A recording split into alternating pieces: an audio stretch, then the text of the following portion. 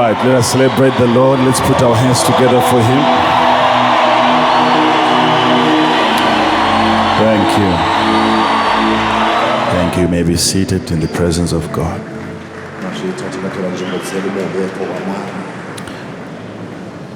Same scripture, Genesis 32, verses 27 and 28. Verse 27, 28. Blessed for the supernatural.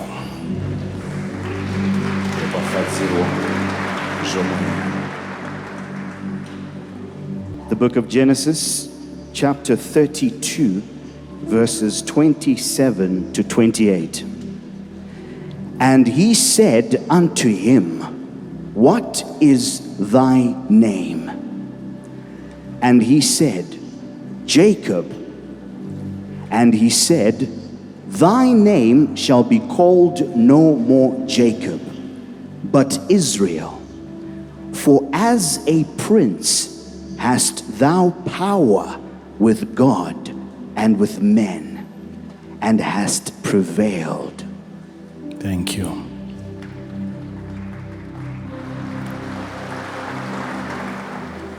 These are men who seemed not to know Jacob's name, had the power to change that name. He appeared as though he had no idea. He pretended as if he didn't know who Jacob was. He presented himself as a man of ignorance. Yet that man, behind that ignorance lies the power to transform a name. You may have a man coming your way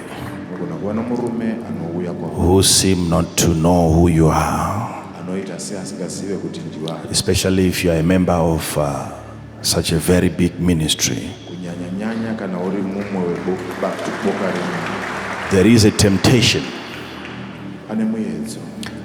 of thinking that you are not known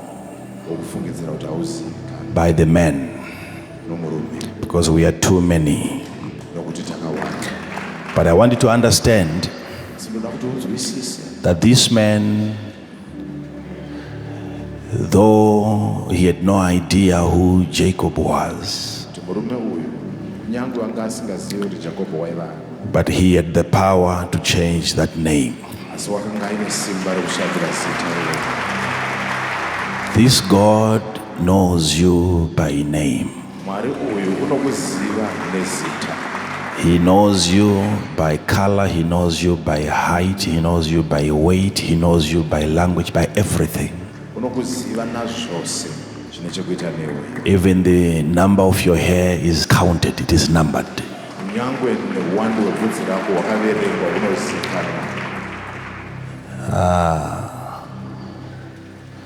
So he's asking Jacob, what is your name? Also, Jacob didn't know who this man was in terms of the name of the man. He didn't know who this man was. So he was fighting with something that he didn't know, wanting something he didn't know to bless him.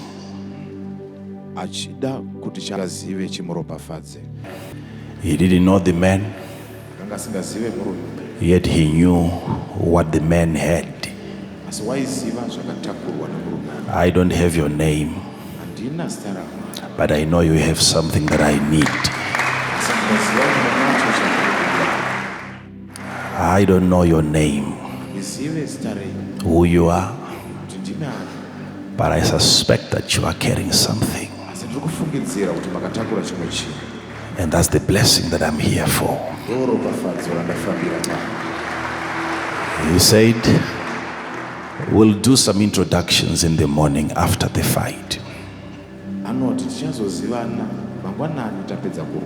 But as of now,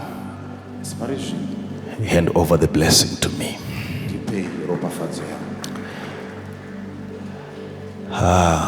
So they began to fight until Jacob prevailed. He did not prevail as Israel, he prevailed as Jacob. So it wasn't the name that gave him an advantage. He was still Jacob when he fought for the blessing. So the understanding that I want you to get there is that you fight for the blessing whilst you are still cursed.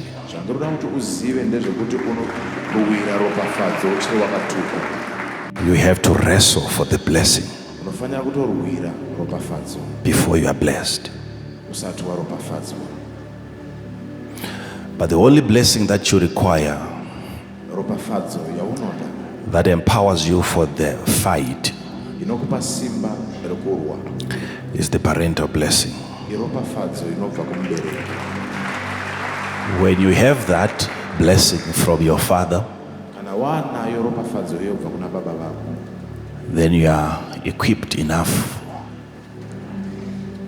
to face that challenge against even supernatural beings.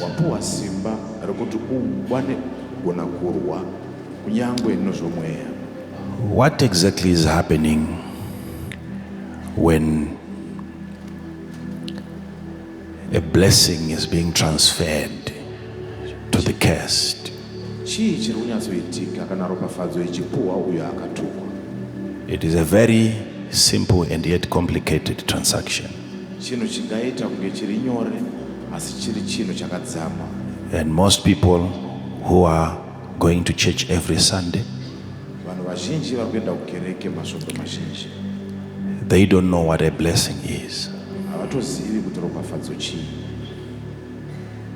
Also because they don't know what a blessing is, then whatever they receive from a man of God, they think that's the blessing. And also the man of God who is blessing the people don't know what a blessing is. So then whatever he gives to the people, he thinks that's the blessing. That is the confusion. But you must know what the blessing is. And the man of God blessing you must also know what the blessing is. If you don't know what the blessing is, you can't share your testimony concerning the blessing.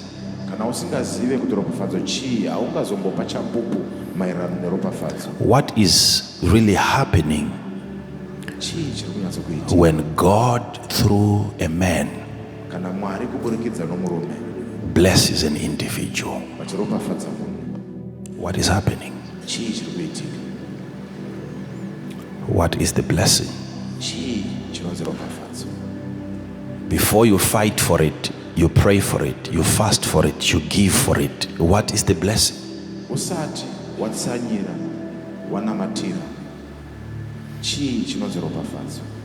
What is the blessing?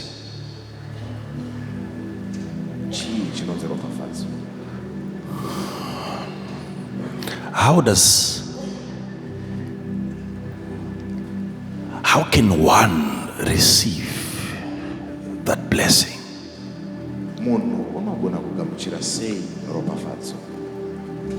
How can I have it? If I'm not born with it, how can I later on receive it? The Bible tells me that the reason why Joshua had wisdom, it was all because Moses had laid his hands on him.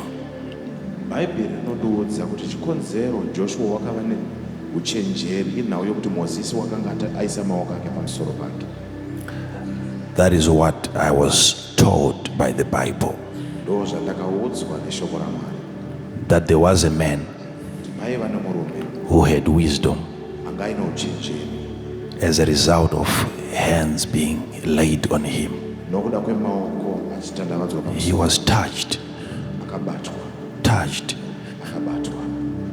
He was touched by Moses. Moses touched a man who had no idea, who had no spiritual intelligence. And when the hand of such a man, Moses, was laid on a man, Joshua, there was a brain transplant.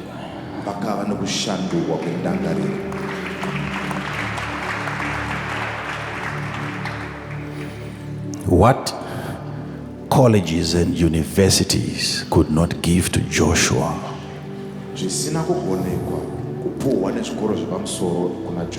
a hand on his head delivered that.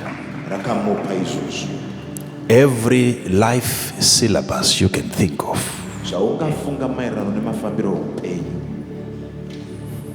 life syllabus, a hand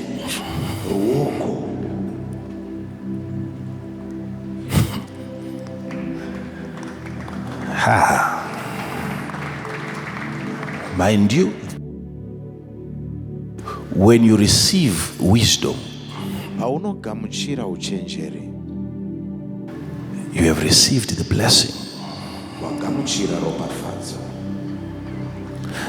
But how is it possible that a man can lay his hand on another man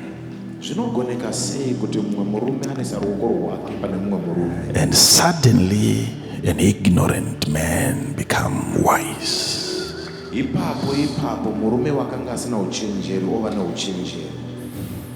I have touched you how many times? It's either I am not the Moses or you are not the Joshua.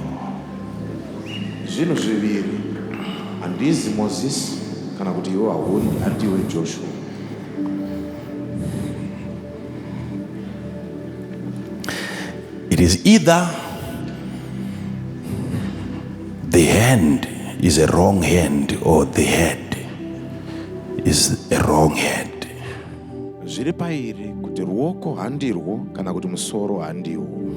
If I stop there, I've preached a lot today.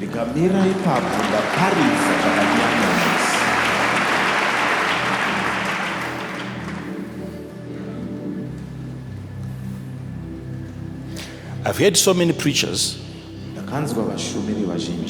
when they really want to raise money, they preach about the widow who was asked by the prophet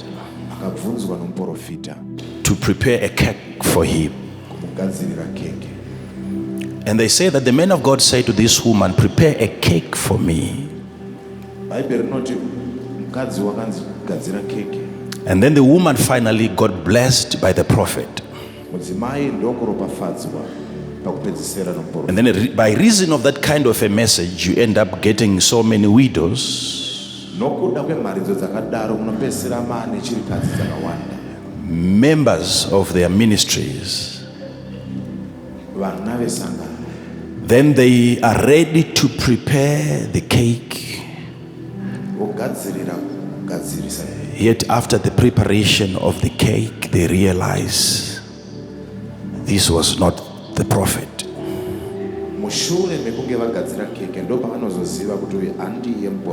So finally you have the right woman doing the right thing for the wrong man of God. So finally, when you are not blessed, it's no longer about the cake that you prepared, it's now about the person that you have prepared the cake for.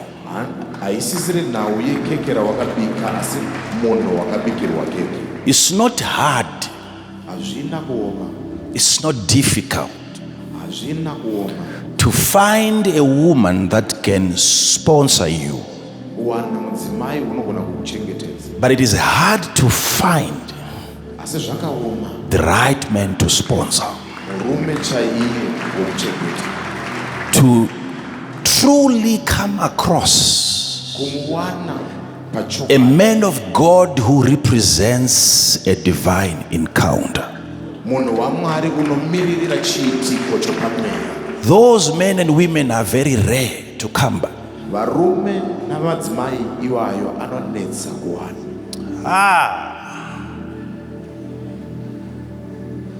Moses had laid his hands on Joshua.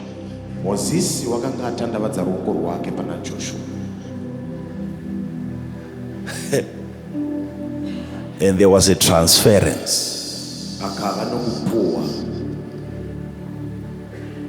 not of a disease,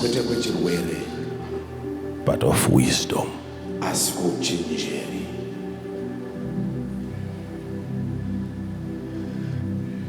Many of the problems that we have and diseases that we have, it's easy for us to share those amongst ourselves.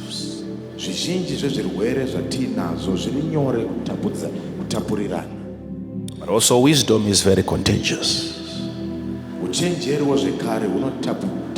The blessing is also very contagious. The anointing is also very contagious. The power of God can jump from one person to the next. But there must be of a necessity one with that power.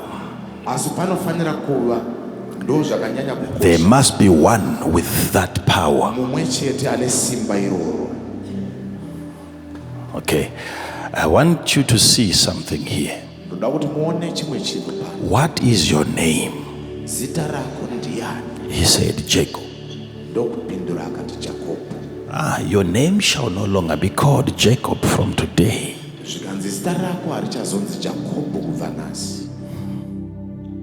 but Israel. Israel meaning that God prevails. God prevails. This God prevails over every situation.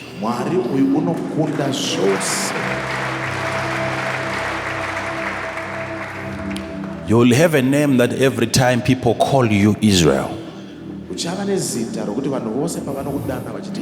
they are declaring the victory of God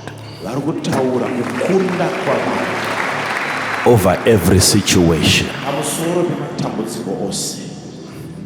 This is the last battle that you have fought. He is being told that the next battle, it will no longer be you fighting it, it will be God fighting for you.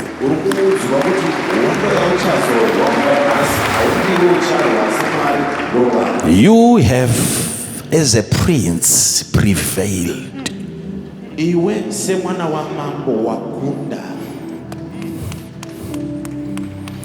And now your name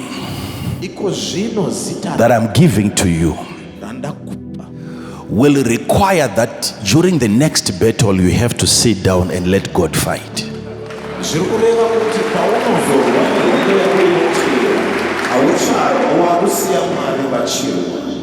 Because you are now blessed for the supernatural. Any physical war, you will not fight it anymore. When they call you Israel, it's no longer about you attaining victory. It's no longer about you coming up with ways and means of making it in life. You have done the right thing, which is seeking after the most important ingredient in the kingdom of God, which is the blessing. Now that you have won that fight, your name is no longer Jacob, it is Israel. God prevails. It doesn't matter sometimes what you're going through. The journey you have walked, everything you have lost. You must get to a point where you say, from here going forward, I will let God fight this battle.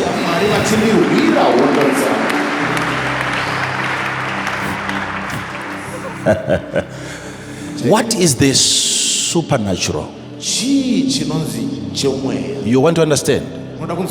You want to know that? Okay. This is a combination of two things, the super and the natural. You have the super and you have the natural. Then you have to understand as well that the natural is not super, and the super is not the natural. I've seen supernatural people running business the natural way and failing. And I've seen supernatural beings run ministries the natural way.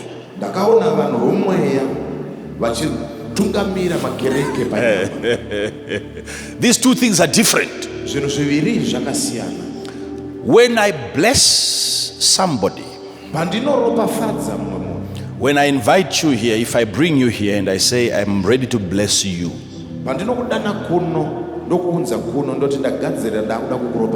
and then I lay my hand, which appears to be natural, on your body that appears to be natural as well,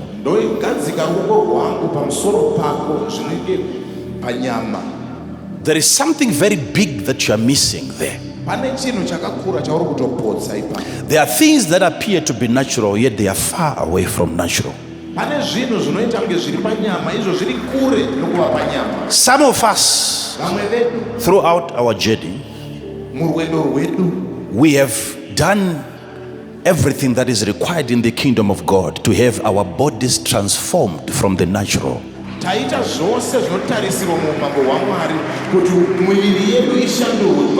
into becoming supernatural.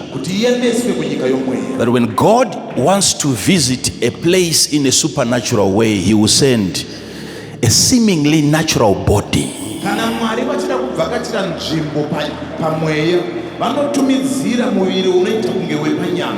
When the hand of a man of God touches your head, it is not two flesh coming together.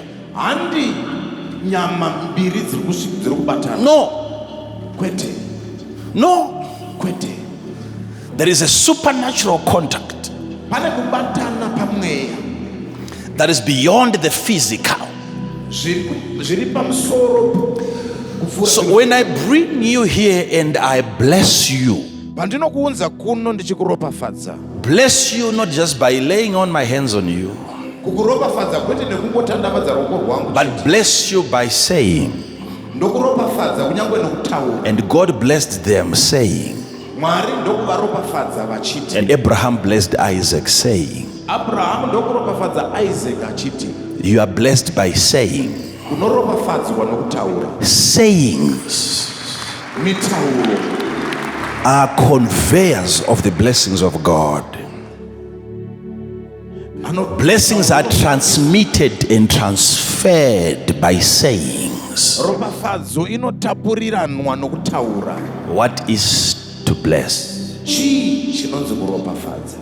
When I bless you, what I'm doing is I am placing the super upon the natural.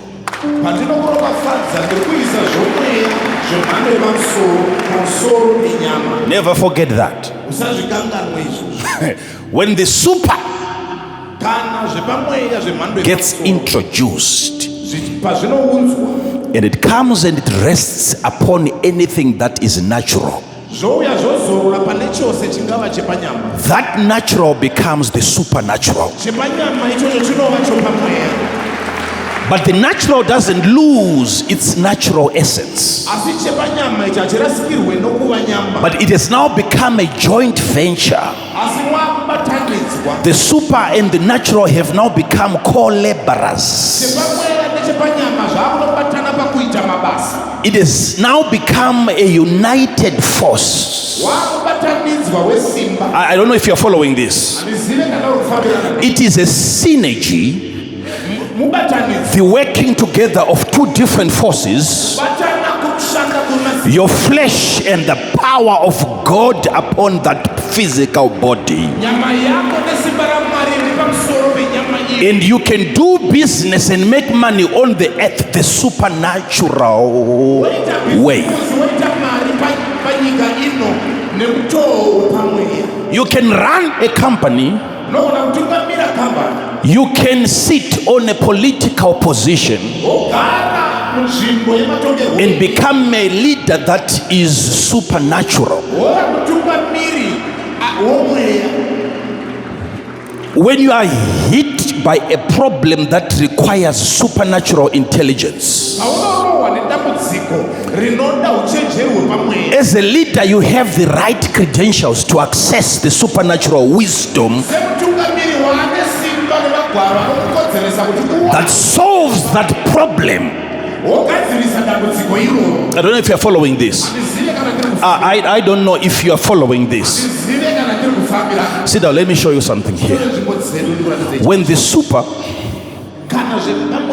is placed upon the natural, what you have is the super natural.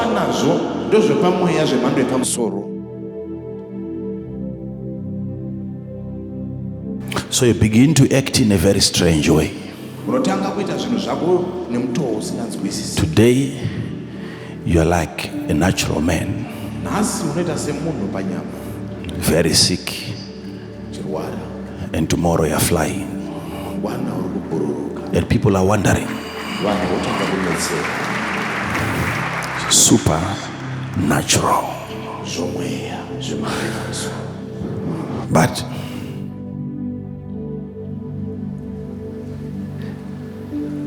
God has established a system on the earth that initiates that supernatural transaction.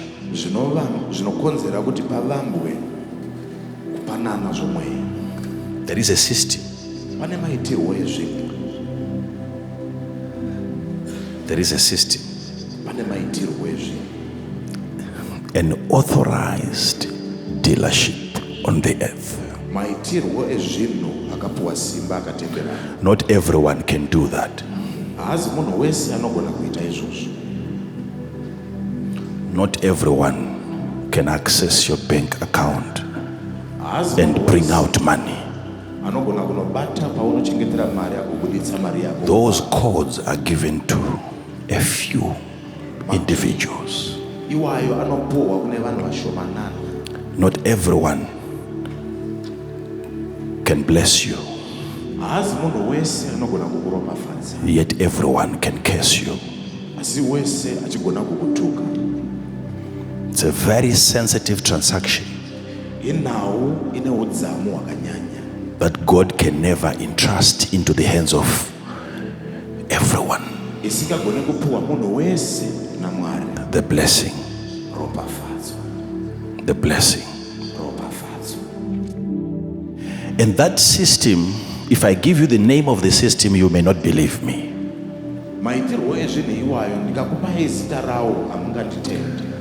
What is the name of that dealership?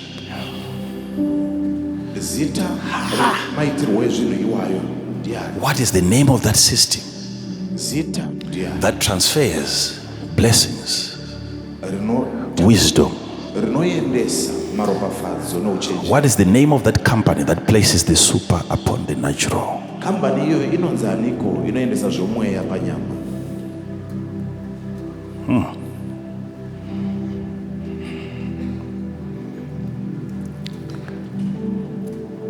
It is called the man of God. inonzi munhu wamwari.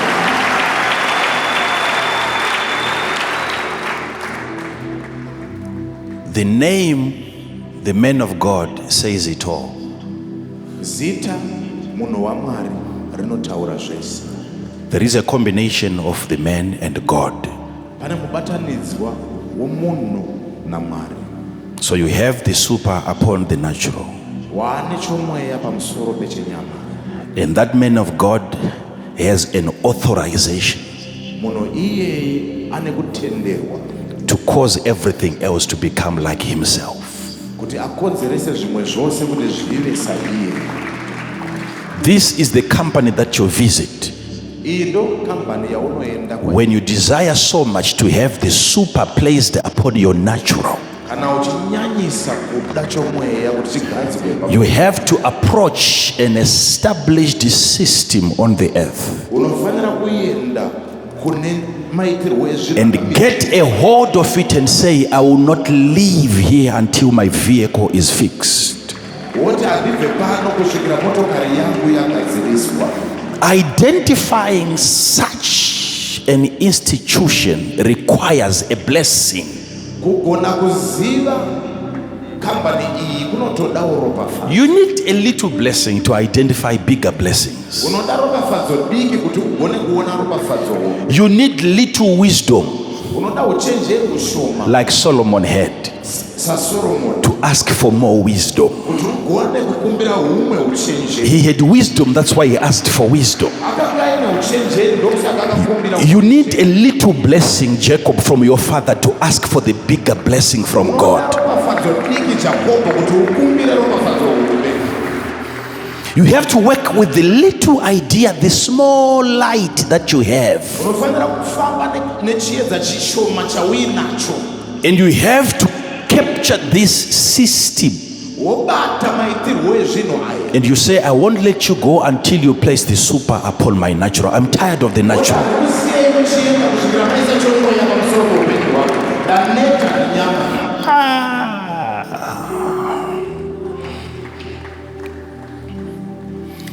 You notice now, even big people Uchaona iko zvino kuti kunyangwe nevakakodzwa in big nations, munyika hombe they are avoiding greeting, touching each other. vari kunzvenga kumhoresana kubatana. Because impartation is a reality. You can't argue with it. Kutapurira chavachokwadi. It's a reality. Ichokwadi. God wants you to understand that you have been arguing Mwari vanoda kuti munzwise kuti maamuchiita. that impartations are not real, but you have to admit that impartations are real. Manga muchiti kutapurirana handi kwechokwadi asi maakuzotenderana kuti kutapurirana nekwechokwadi. You can walk into a place without it and walk out with it. Unogona kupinda munzvimbo usina wobuda wanacho. Your brother, Mukoma wako who is very stingy, he is not ready to give you money, but anything else. asingade kukupa mari, He can be so generous that just by greeting him, asingade kukupa chimwe chinhu, anogona kutanga kufanira kupa nokumhoresa bedzi. you have it. Waanacho.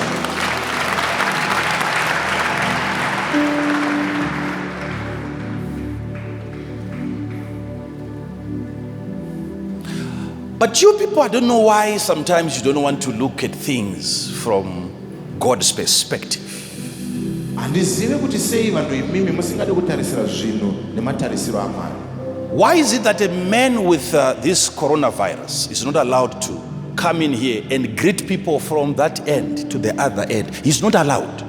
Ko sei zvisingatenderwe kuti munhu anorwara ane coronavirus kuti amhorese vanhu kubva uko kunosvika uko? Because it has become an established truth that if that happens, Chachokwadi chamisikidzwa kuti kana izvozvo zvikaitika, probably 90% of these people vazhinji vevanhu ava are going to be infected vachatapurirwa chirwere ichi. just by a mere touch. Nokungobatwa bedzi. And we believe that to be true. Totenda kuti ichokwadi. But how is it hard for us Ko sei zvakatiomera to believe that a man with an anointing kuti munhu ane zodzo can also do the same and come in from that direction. anogona kungoita zvimwe chete izvozvo obva neuko. Just by touching people, 90% of them,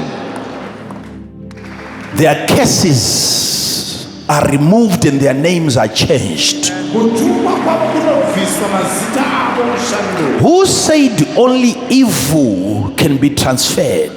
Ndianiko akati zvakaipa ndo zvega zvinogona kuti. I believe even good is transferable. Ndinotenda kuti nyamata zvakanaka zvinotapurira. Long life is transferable.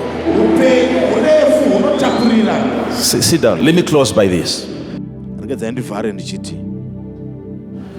When you encounter this very strange man who doesn't want to disclose his name, Unoziva here kuti ukasangana nemurume uyu asingade kuti zita rake rizive.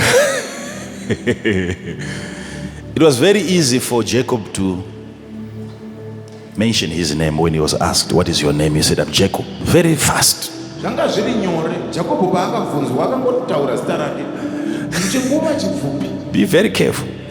Chenjera. Certain men who are quick to introduce themselves, Vamwe varume vanokurumidza. there is something wrong with their name. Pane dambudziko namazita avo. This man, Murume uyu. this one now, Uyu. when he was asked, "What is your name?" Paakabvunzwa kuti zita rako ndiani. Jacob did not win that one. Jacobo haana kukunda ipapo. He said, "We're not here to talk about names. We are here to talk about your name." Anoti hatina kuuya panapa kuzotaura nezvemazita. Tauya kuzotaura nezvezita rako. Mine is okay. Rangu rakaringana. It is you who has a problem with his name. Iwewe ndiwe une dambudziko nezita rako. You have a problem with your name. Une dambudziko nezita rako. Let's talk about your name for today. Ngatitaurei nezvezita rako. Not mine, but your name. Kwete rangu asi rako. Your name. Zita rako. Your name. Zita rako. Your name is making you sick. Zita rako riri kukurwarisa. Your name has made you poor. Zita rako rakonzera kuti uve murombo. It is your name that has destroyed your daughters and your sons. Zita rako ndoraparadza vanakomana They have inherited a curse by inheriting your name. vakagamuchidzwa kutukwa nokuda kugamuchira. Something came upon them Pane chakauya pamusoro by reason of the name you gave to them. nechikonzero chezita rawakavapa. It's a battle of names. Ihondo yamazita. What is your name? Zita rako ndiani? Said Jacob. Akati Jacobo.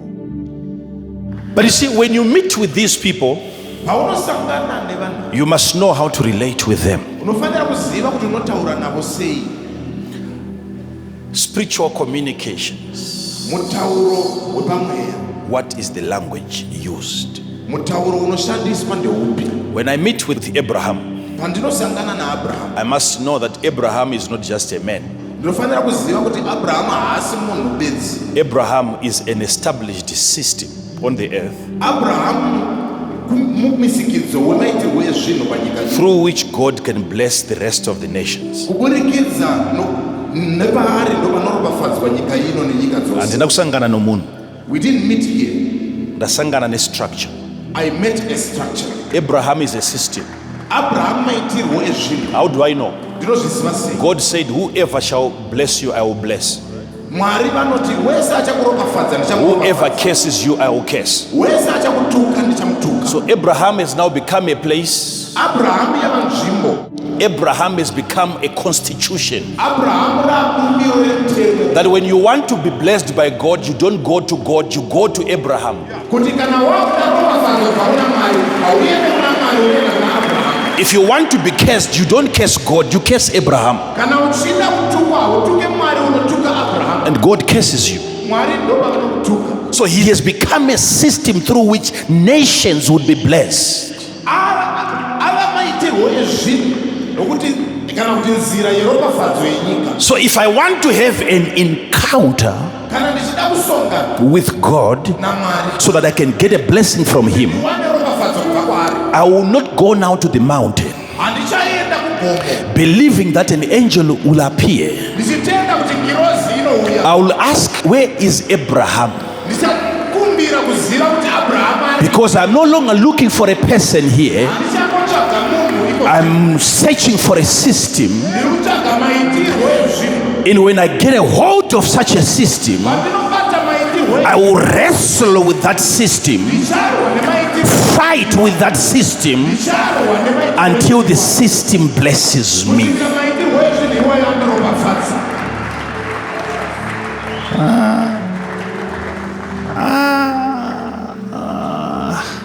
Let me show you something.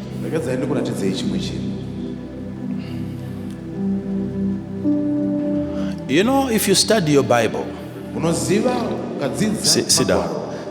Let me teach you how to consult. Because God is a God of protocol. When you approach God, there is a stipulated way of approaching Him.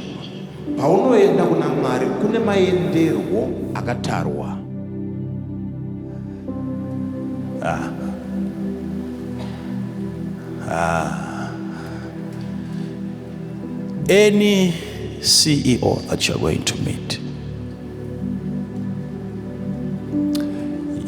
any manager that you're going to have a meeting with, you are supposed to follow a certain procedure called the protocol. When you want to have an encounter with God, it's not God who books you for that appointment.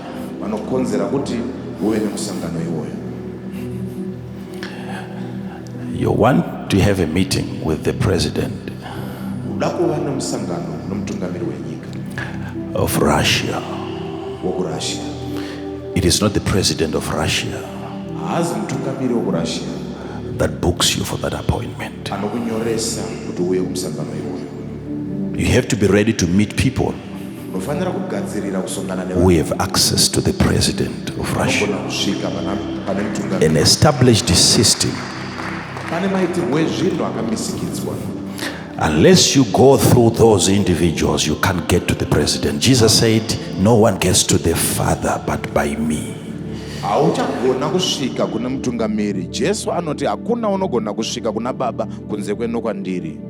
So all of these religions that you hear about, that believe in God the Father and they don't believe in Jesus, what they are trying to run away is the proper protocol. They say we are worshiping the same God. We differ on Jesus, but we are worshiping the same God. And Jesus is saying, unless I have booked you for that appointment, my Father is never going to listen to you. There is no meeting. You see? So Jesus is the channel. Jesus is the way, the truth. Without Him, you cannot have a single interaction with the Father.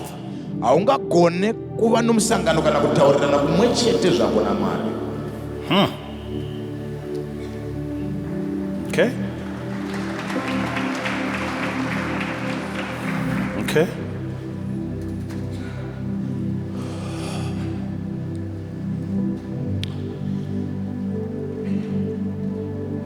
How do I inquire from the Lord?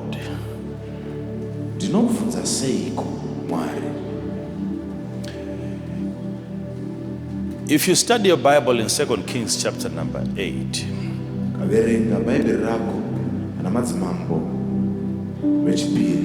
chapter 8, there is a story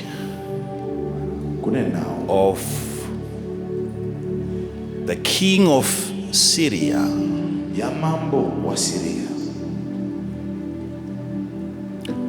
by the name Ben-Hadad. I want you to listen to this. And you make sure that your friend, your neighbor there is listening to what I'm about to say.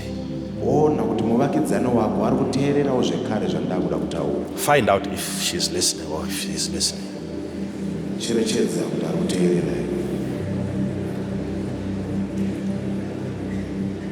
This king of Syria was sick. wairwara He had a virus. vakanga aine utachiona.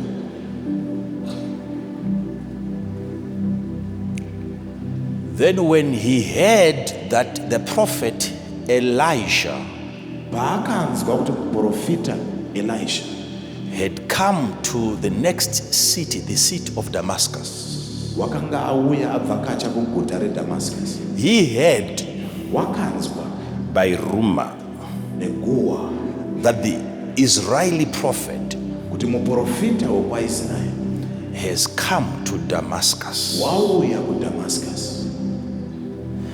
When he heard about the visit Paakanzwa nezvokushanya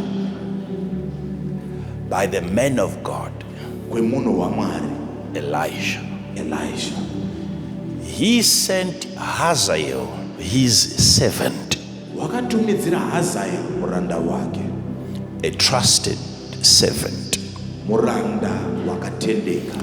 And he said to Hazael, Akati kuna Hazael, get a present tsvaga chipo for the man of God chemunhu waMwari, and go and inquire wonobvunza from the Lord kubva kuna Mwari by the prophet. kuburikidza nomuprofita.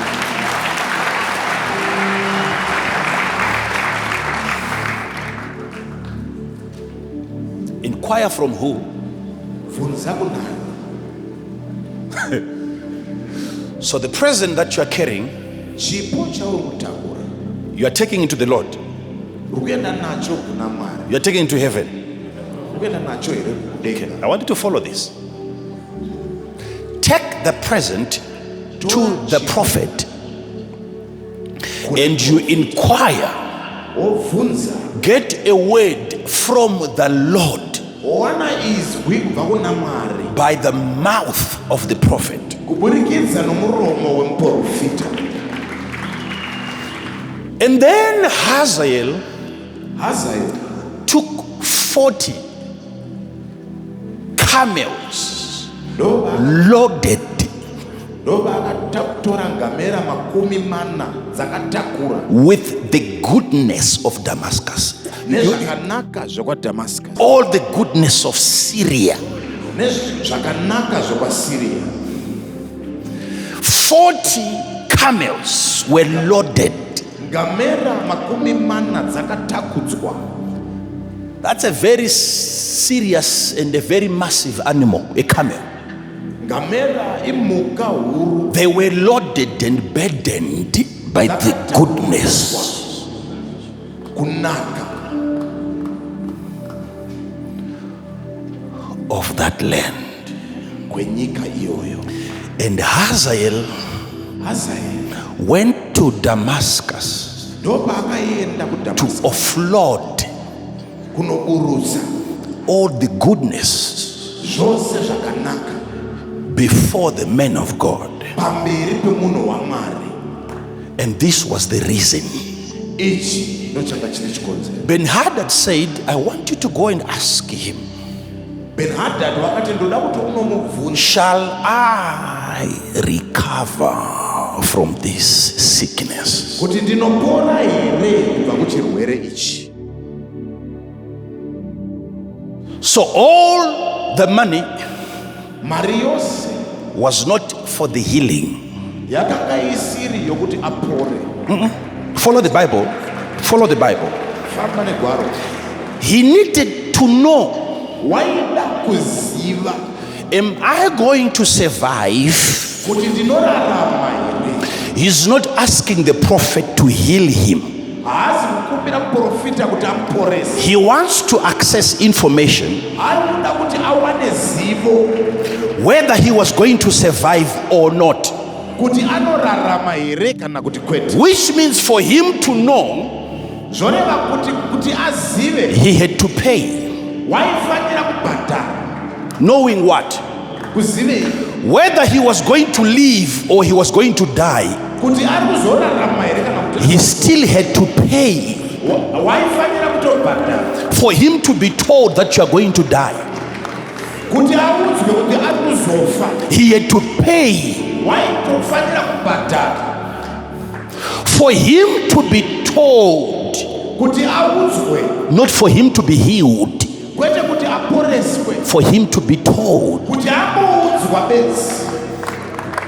He paid Akabhadhara the man of God.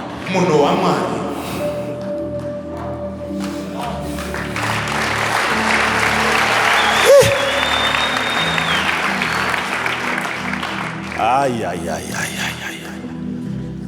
Then Hazael Hazael comes anouya to the prophet kuna muprofita and he cries out to the prophet. Listen to this now. wochema kuna muprofita chiti. Listen to this now. Listen to this. Listen to this. He said to the prophet, Akati kuna muprofita, Ben-Hadad, thy son is sick. Not the king. kwete mama. This is where some of you guys, you miss the supernatural. Ndo pakunopotsa zvomweya vamwene. When you are dealing with a man of God, Kana muchiita zvinhu nomunhu wa, throw away your titles. bvisai mazita okukudzwa.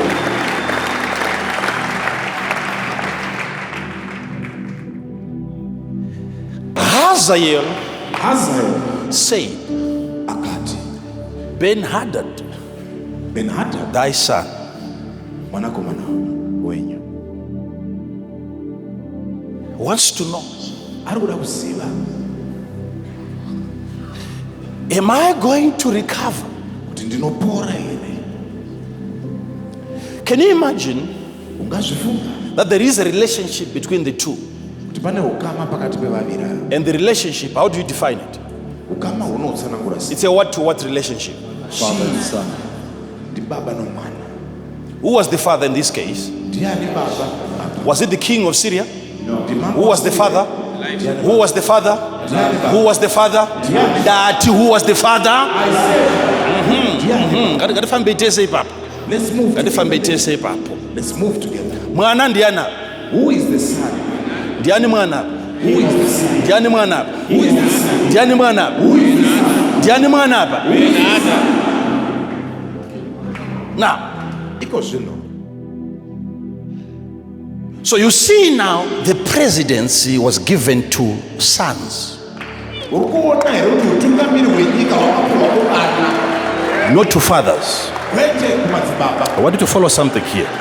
I want you to see something here. Now, Iko zvino. Iko zvino. because I've always said this over and over again, Izvi ndazvitaura that there are several other offices kuti kune dzimwe hofisi dzakawanda above your office, even as a CEO, pamusoro pebasa rako kunyange ukaitwa mutungamiri. even as a husband mbamako, there is still another office above you. Sababa in your house pane hofisi pamusoro pako. You are in trouble as a woman when you have a husband that believes that his office is the ultimate. Muri padambudziko amai kana muine murume anofungidzira kuti hofisi yake ndoyekupedzisira. Makakomborerwa imwe wasikana muri pano unotosusukidzana nemurume wako kuti handei kuchechi, achitouyawo kuzogara pasi achinzwa imwe ofisi ichitaura. Wakakomborerwa. You are blessed, some of you women who come with your husband so that they can sit down and listen to another man speak. Having your husband sit next to you in church, it's a sign of humility. Kuva nemurume wako akagara parutivi rwako mukereke chiratidzo chokuzvideredza, It's a revelation. chizaruro. Ha!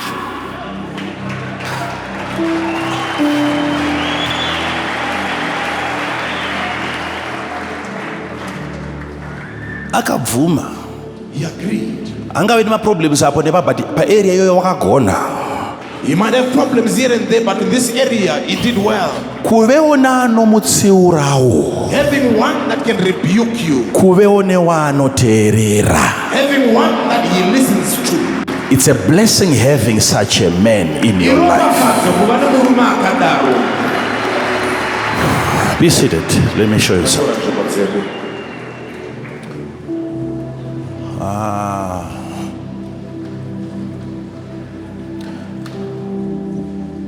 I'm trying to think, Kuti, Ndikuedza kufunga that how did this relationship start? ukama uyu wakatanga sei? Because Elisha Nokuti Elisha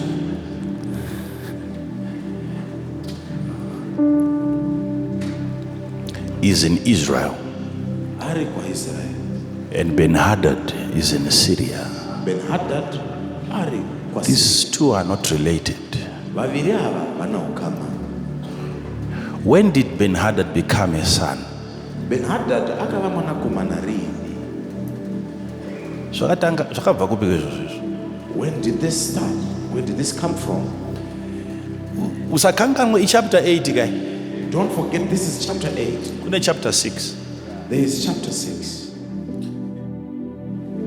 In chapter 6, that is where the same Ben-Hadad wanted to destroy the king of Israel. Do Ben-Hadad mumwechete paaida kuuraya mambo wa Israel. And after several attempts, he failed.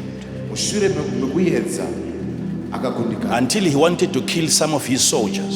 Kusvika akanga akuda kuuraya mamwe. Because he said one amongst you is releasing information from Nokuti here. akati mumwechete pakati penyu ari kuendesa. And one man who had a revelation Murume mumwechete anga ine chisaro came up and said to King Ben-Hadad, no, akauya akati kuna it's mambo not Ben-Hadad, any of us here. handi mumwe wedu pano. The king of Israel has a prophet. Mambo wa Israel une muprofita. So everything you discuss, Zvese zvamunotaura zvamunokurukura he is told. anoudzwa. Because that man Elisha has a very strange ability. He hears you whilst you are in your bed chamber. Nokuti murume iye Elisha ane kakugona kasinganzwisisika, anokunzwa kunyange muchitaura muri mubedroom menyu. So never make a mistake Haikona kungofa of makapotsa verbalizing your strategy. If you have said it to your wife, he heard you.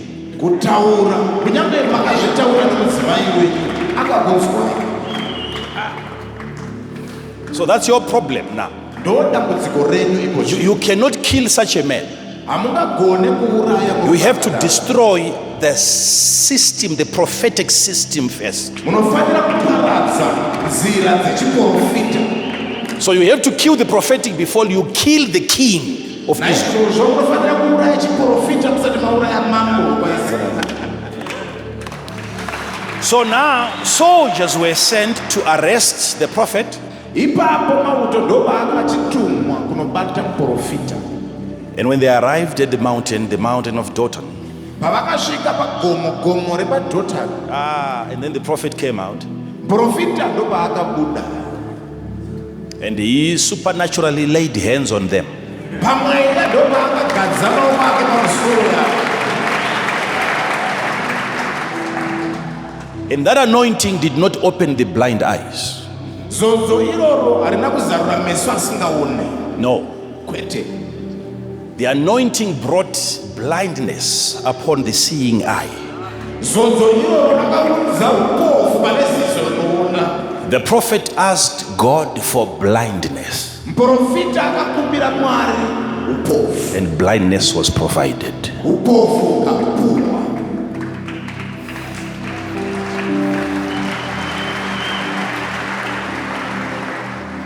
And he said, strike them with blindness. Akati varovei noupofu.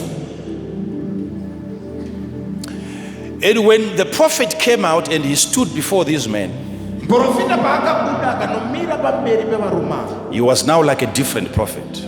wakanga akuita semumwe muprofita. These men could see each other and even see this man standing before them, which means it wasn't blindness of the eyes, it was a mind blindness. Varume ava vaiona uye vaiona murume uyu, zvichireva kuti upofu uyu hwakanga usiri upofu hwemaziso asi upofu hwendangariro.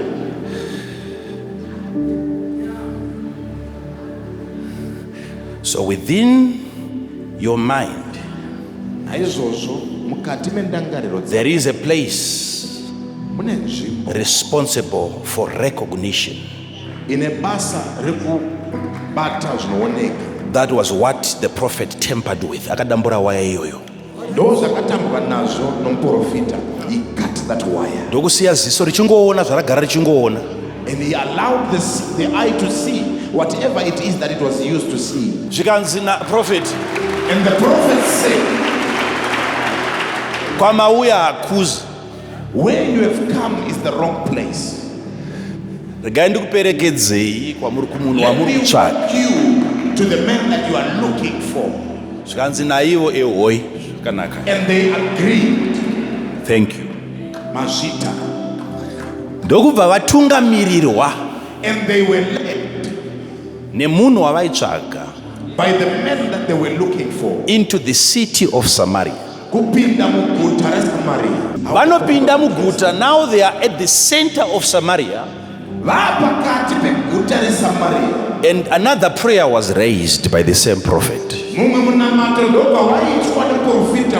You have to understand that a man who can bless, surely that same man can curse. Unofanira kuzwisisa kuti murume unogona kuropafadza. Zviro kwazvo murume mwenjeri unogona kutuka. Nekuti kutuka kwakatopusa kufura kuropafadza. Because cursing is actually easier than blessing. Zvikanzi vhurai meso ava vanhu. And he said, open these eyes Vaone. of these men so that they can And then see. they realized that they were right at the center. Ndo vakakaziva kuti vari pakati.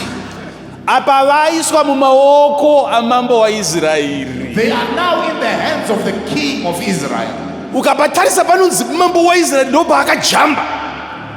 If you look at it, that's when the king is. Akati, my father, And the king said, my shall I smite them? Novaparadza here. Itai paverengwa ipapa pamonzo. Paverengawo monzo. 2 Kings chapter 6 verse 21. And the king of Israel said, And the who? the king, Who? the king, Who? the king. So before you hear what the king is going to say, you have to know he's the king. Usati wanzwa zviri kuda kuzotaurwa namambo. And the king Mambo of Israel waIsrael said, Said unto Elisha, unto who? Elisha, The king said unto who? Elisha, The king is saying unto who? Elisha. What did he say? akati kudii. When he saw them, my father, shall I smite them? Now, this is a relationship Ukama between the king of Israel and the prophet. pakati pamambo waIsrael nomuprofita. The king of Israel is calling the prophet my father. Mambo waIsrael ari kudana profita achiti baba. I don't know about if you don't believe in spiritual father, ndosaka uri rombe. Kana usingatendi baba pamwe yakasuwairwa mpuwa. Inofa kwako. It's your side that will die. Garai basi mone. Listen. Zvikanzi ndorova here. And he said, shall I smite? He's a son. Mwanakomana. Even when the arrows were ready, still he could not strike without the father's approval. Kunyanga minondo yakanga yagadzirirwa. Haana kugona kurova. Ndorova here baba, ndopfuma here, ndovaka here imba baba, ndorora here. Should I marry?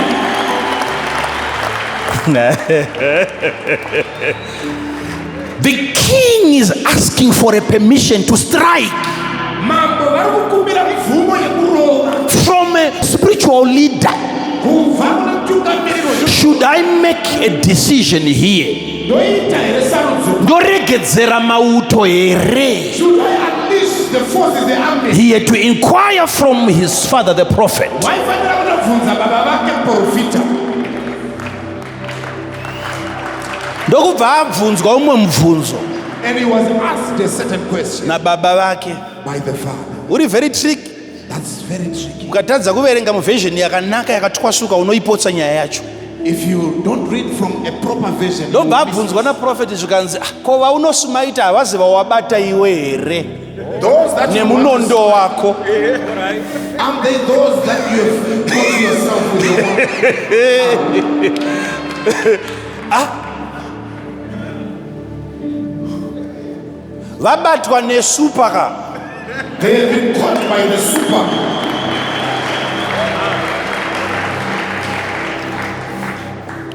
Handikurambidze kusumaita. I don't disapprove your smiting. But enda unobata wega. But go and catch them alone. But kana ndakubatira ini, But if I'm the one who is caught on your I have a say. I have Kana ndiriri ndakainitiate the beginning of that business, I have a say. If I'm the one who initiated the beginning of the business, Kana wakabata wega ita wega, but kana wakabatira waneni, I have a say. If you are the one who did it yourself, then you do it alone. But if I'm the one who initiated on your behalf, ndosa andichida kuti uzvinzwisise kuti chegumi chako ndofanira kuchidya kusvika Jesu adzoka. that's why I must eat your time until Jesus comes back. Ndava izvozvo zvekuti bhizinesi rangu ndokunyepa, uri kusiya vamwe, tiri mapartners, takatanga tese, there is the super. That's your business. You are living on somebody because we started together. Ndokufarisa kunoita vanhu mukambani ikoko. That's how people go wayward in a company. Unoya pano uri rombe ndokusumudza. You come here very poor and I raise you up. Ndoya panapa ndoparidza chegumi ndichitotya. And then I come here, I preach tithe. Yakunge kambani yako wega. It's now like it's your own company. Handisi mutorwa panyaya. I'm not a stranger in this issue. Ndakakuchinja kubva kufesa, wanga usina vhudzi rakadai iwe. I changed you, you didn't have hair like this. Wanga usina tsiye dzakadai iwe. You didn't have eyebrows like this. Lipstick yanga isingabatire pamuromo iyo iwe. Lipstick will not behold your mouth. Aikash. Ndakashanda basa apa. I work and work here. We are together in this. No, sit down, sit down, sit down, sit down, sit down, sit down, sit down.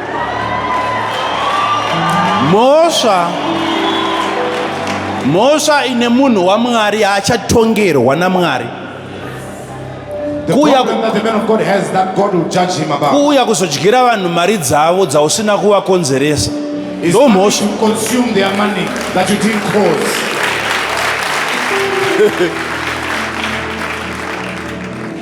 But munhu waMwari akakubata musoro, If a man of God places his hand upon your head akakupa nyasha, and gives you the grace, chitenda chako chisina kurongeka chikaapuruvwa, and your tender which is not organized, if it's approved, kureva kuti papindira super.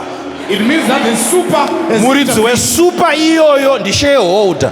the owner of that super is the shareholder. Ameka mundizo zvakanaka na. I don't know if you're hearing me well. Galeba ndikukudzidzisai how to inquire. I'm teaching you on Sit how Sida. kuti munobvunza sei. Kana wakambobvuma kuti mukadzi wandinayo ndakamupuwa naprofeti. Hauzomurambi wega. If you agree that this wife that you have, you will give it by the prophet, then she's not yours. Aiwa chero akanetsa sei ndikati ngaagare undogara naye.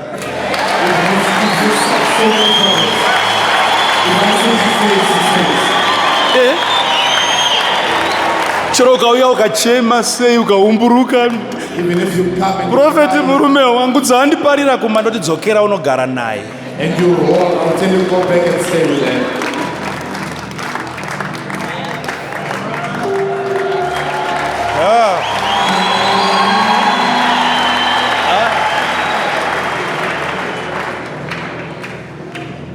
Gara naye because nomuziva murume wakutaura mwana wangu. Stay with them because I know that. Ndomuziva kuti akashaya iwe haaswere. And I know that if he doesn't have you, he will not live. Ndiwe nesi wangu wepamba iwe unochengetera murwere wangu. Ndotoda iwe. Ndiri kutovimbawo newe kuti kana uinaye kumba ikoko tichine munhu. If you are there with her at home, then we still have a person. Asi mondiudzai kuti ungaite doctor werudzi kana nesi werudzi anoti ndoda hangu kurapa vasiri varwere. How can you be a nurse and you say, I want to treat those that are not sick, or a doctor? Ndibvunzira vana makanika vari panapa anoti ndogadzira isina kufa. Ask the mechanics that are here who say, I fix the ones that are not broken down.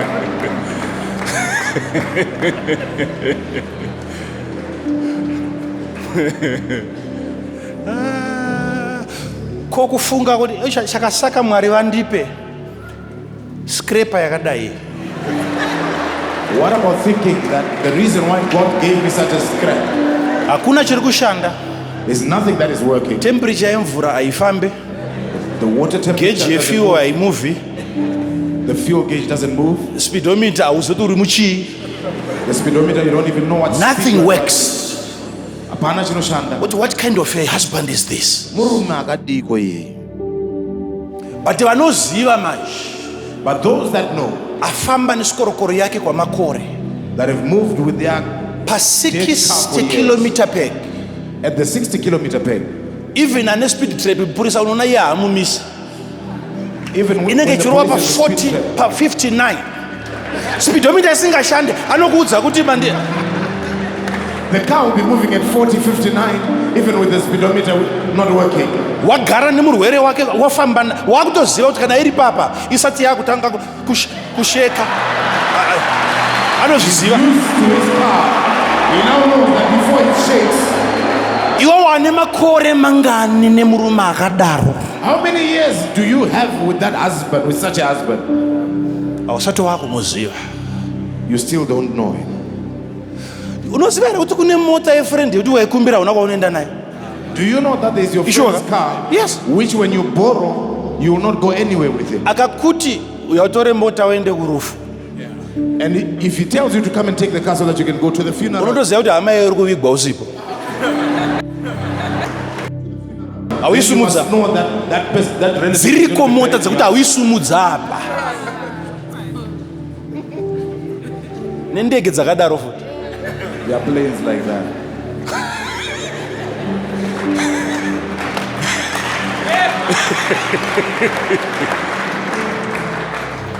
Ine mysteries nema secret places It has mysteries and secret places. ekuti giya racho rinofanira kunyangirwa kuti kokaka.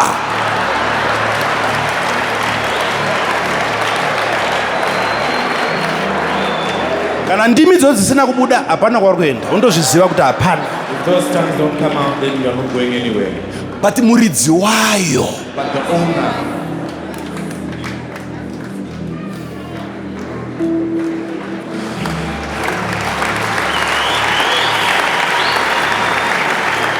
ndianiko muridzi wemurume uyu? who is the owner of this husband? Vamwe vese tingamutadze asi ndiani muridzi wake? Everyone else, we might not know how to treat You him. must prove to the world kuti sikorokoro yende yako. Unofanira kuratidza nyika yose that this dead car is yours. Saka now muchapter 6 ka handiti This is chapter 6 now. yeah. Pane masoja, these are military guys from Syria, Mauto aya.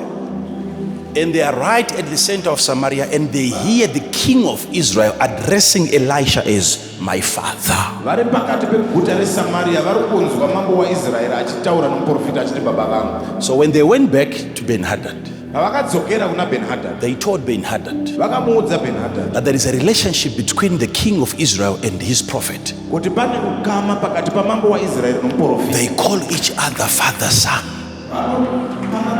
Vanodanana vachiti baba nomwana. Ah, this is something now.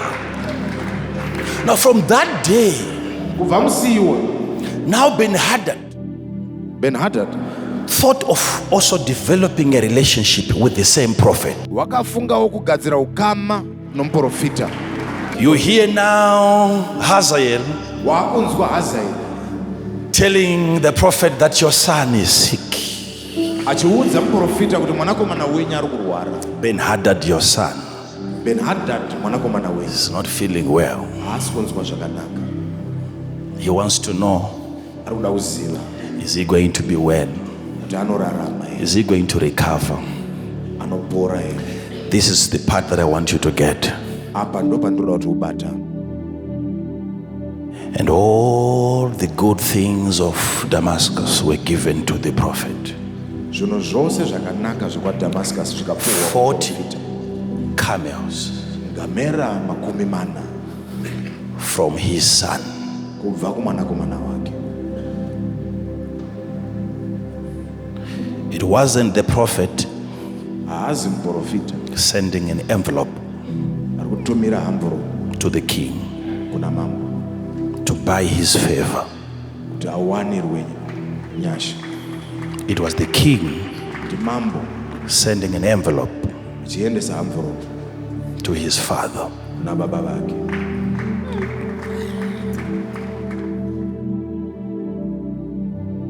You can't get that from a king. You can only get that from a king who is a son.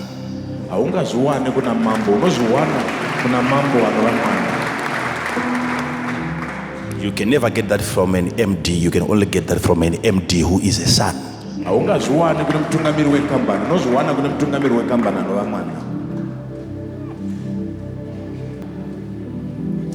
40 makumi mana camels. engamera.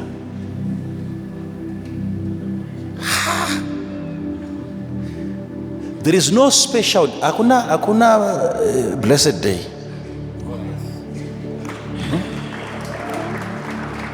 There is no blessed day. One person Munhu mumwe chete desires a word, ari kuda shoko. and 40 camels had to carry a load Ngamera makumi mana dzaifanira kutotakura zvinotakura. just so that a son, not a stranger, a son can extract information from his father. 40 camels. Kuti awane one prophecy. 40 kuti camels. mwanakomana awane zivo kubva kuna baba vake. Ngamera makumi mana.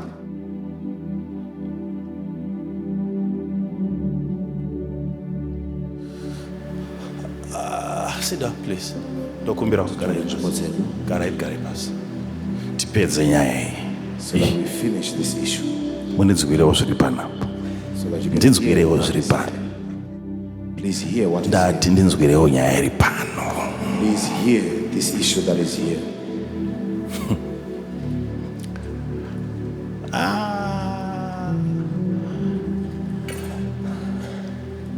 Zvikanzi naprophet. And the prophet said, He would have surely recovered. ungadai wapora zviro kwazvo.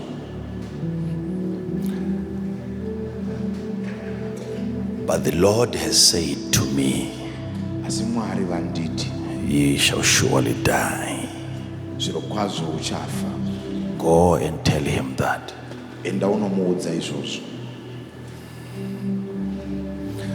Ndaurotanga kuparidza kubva ipapa apa manje. I'm now preaching from there.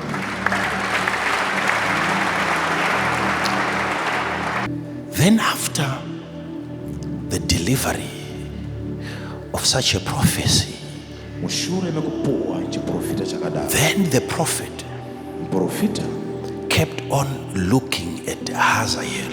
ndopaakaramba akatarisa Hazael. His eyes were fastened on Hazael. Meso ake akatarisa Hazael. The prophet Profita went on for minutes wakaenderera kwechinguva looking, focusing on Hazael, akaisa meso ake pana Hazael saying nothing. asina zvaari kutaura. The Bible says until Hazael was ashamed. Kusvikira Hazael wakatanga kunyara. He didn't know what to say because the prophet was focused on him. Anga asikazive zvekutaura nokuti muprofita wanga aisa meso ake paari. Then after that, Mushure maizvozvo immediately, the prophet began to cry. profita akatanga kuchema. Ah, my God. The prophet started crying. Profita ndokutanga kuchema. And when the prophet then looked down, Profita paakatarisa pasi, Hazael said, My Lord, Hazael ndopaakati ishe wangu why are you crying? uri kuchemei? And the prophet said, I am crying Profita ndopaakati ndiri kuchema because I know nokuti ndinoziva and I can see uye ndinoona what you shall do zvauchaita against Israel. uchirwisana naIsraeri. What I shall do, yes, what you shall do. Zvandichaita chokwadi zvauchaita. And Hazael said,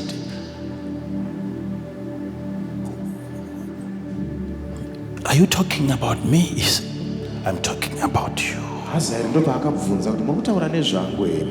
Zvikadzi ndiri kutaura What nezvangu. I have seen you do zvandakuona uchiita in the future mune ramangwana is what is making me cry in the present. ndo zviri kukonzeresa kuti ndicheme nhasi. That is why sometimes prophets may not cry during the funeral because they have cried already. ndo chikonzero vaprofita dzimwe dzenguva vasingacheme mundufu vanenge vakachema kare.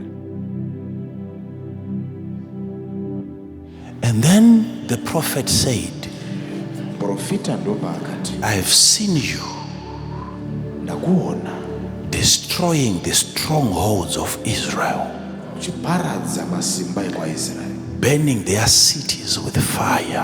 uchipisa maguta avo nomoto. And I have seen you, I have watched you in the prophetic realm, opening up women and bringing out babies from their stomach Ndakuona munyika yomweya pachiprofita and hitting those children against the wall. uchicheka madzimai akazvitakura, uchibudisa vana kubva mudumbu, uchirovera vana ivavo kumadziro. Then Hazael said, my Lord, Hazaeli ndo who am I, ndimborani such a dog, imba wawo zvayo to do such a thing kuti ndiite zvakadaro against Israel? ndichipesana naIsraeri. And the prophet looked at him Profita ndo paakamutarisa and he said, because you are becoming the next king of Syria.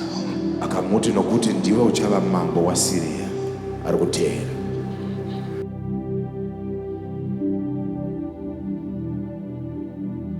During your reign as king of Syria, Israel shall suffer. Muumambo hwako samambo waSiriya, Israeri ichatambudzika.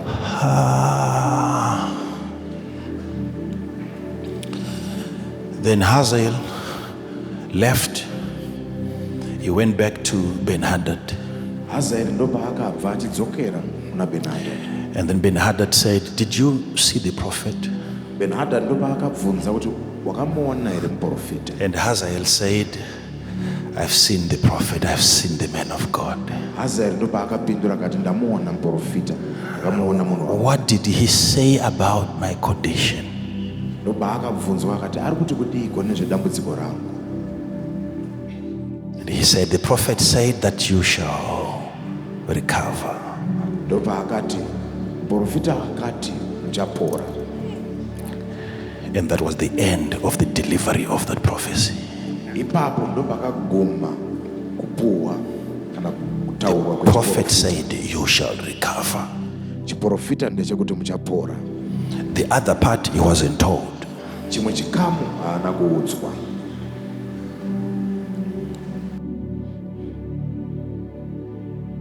And then the Bible says Bhaibheri ndo kwarinoti that then the next day, ramangwana zuva Hazael Hazaeli took a very thick cloth, akatora jira rakakora dipped it into water, karinyika mvura, and he went and he covered the face of Ben-Hadad akaenda akanovhara meso aBen-Hadad until he suffocated, kusvikira akatadza and the kufema. king of Syria died. Mambo waSiriya ndo paakafa. So the prophet was right in his presentation that you would have recovered. Zvoreva kuti muprofita akanga aine chokwadi muchiprofita chake kuti mambo vangadai vapora. No. Hear this. I said, there is something when you are blessed for the supernatural, you need to understand the man who blesses you, how he operates. Kana waropafadzirwa zvomweya unofanira kunzwisisa munhu waMwari nemafambiro ake. So the prophet Profita is sitting there. akagara He is looking at this man who has come to receive a word on behalf of the king. akatarisa murume uyu wauya kuzogamuchira izwi panzvimbo yamambo. And the king Mambo thinks that sickness is his major problem. ari kufungidzira kuti kurwara ndo dambudziko rake guru. Yet he has actually sent Iye atuma his only problem dambudziko rake, to go and inquire. kuenda kunobvunza. He thought a disease was his problem, and yet the man he sent was the disease. Aifungidzira kuti kurwara kwake ndo dambudziko, iye murume waakanga atuma ari iye chirwere. Sit down. I'm teaching you on how to inquire. Ndikukudzidzisai kuti munobvunza sei. Vazhinji venyu hamugoni kushanda nemuprofita. Most of you don't know how to work with the prophet. Ndosaka chiprofita chisingakushandirei, you don't know how to inquire. That's why the prophetic doesn't work for you. Hamugone kubvunza. That day, Ben-Hadad said, prepare a chariot for me. Put me on a bed. Because Damascus is close by. Let me leave my comfort zone and go to the prophet myself and ask my father, am I going to recover? Then my father was going to ask that we dismiss certain people around me. Now, Elisha was going to say to Ben-Hadad, my son, I have a mystery here, and I don't want the people around you to hear about this part. Let Hazael go out. Let this one and that one go out. And then it was just going to be the two of you, the king and the prophet. And the king was going to be told by the prophet that stop worrying about the disease. God is saying, indeed you are going to recover from the disease. But of the people around you, one of them shall become a replacement of that disease.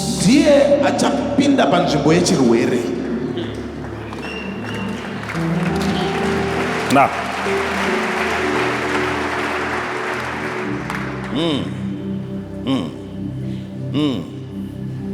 I told you this some time back when I met with a certain leader of a very big nation. That was outside here. Because I'd shown him evidence that before God nothing is hidden. I allowed him to have a foretaste and to test the intensity of the prophetic, so that he would know that he needs me and I don't need him.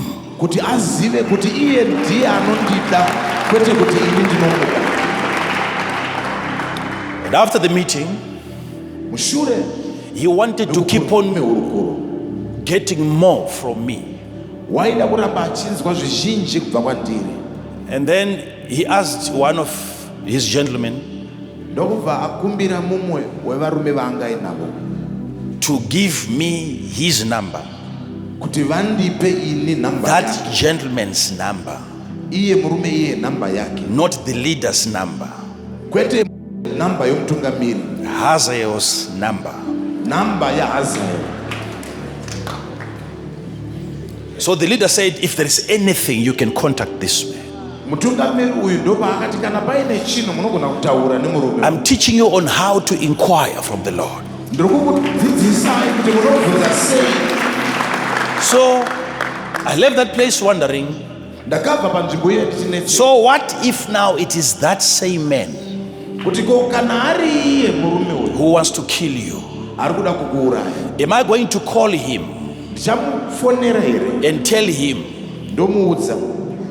to tell the king that he is the one who wants to kill the king?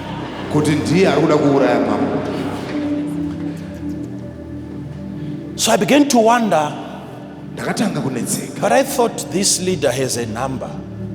And I began to wonder, who else is in his phone? How many people are in there? What role are they playing? that the prophet cannot fit in there. zvekuti muprofita hakwanimo. Let's see what is going to happen. Regai tione zvichazoitika. I'm teaching you on how to prepare a place for God in your business. Ndiri kukudzidzisai kuti munogadzira seiko nzvimbo yaMwari mumabhizimusi. There must always be a place left for your father in your marriage. Panofanira kusara nzvimbo yababa vako muwanano yako. If marriage is always going to be between the two of you, Kana wanano chizova pakati pevaviri imimi, rotiburana chete. you will have problems one day. Ilanguage inonakidza kutaura kuti rudo ndorwe rwevaviri. It's a language that people like saying that love is between two. But unozoona va muoffice vachikanselewa newechitatu oshaya kuti ko uyo akuda chii uyu. But you will find them in an office one day being cancelled by the third. The Bible says what the Lord has joined together, which means love is not between the two of you. There has to be the third part. There should be a place for God in your relationship. Bhaibheri rinoti zvabatanidzwa naMwari panofanira kuva nenzvimbo yaMwari pakati pevaviri imi. Hanzo wechitatu muzvinagowa.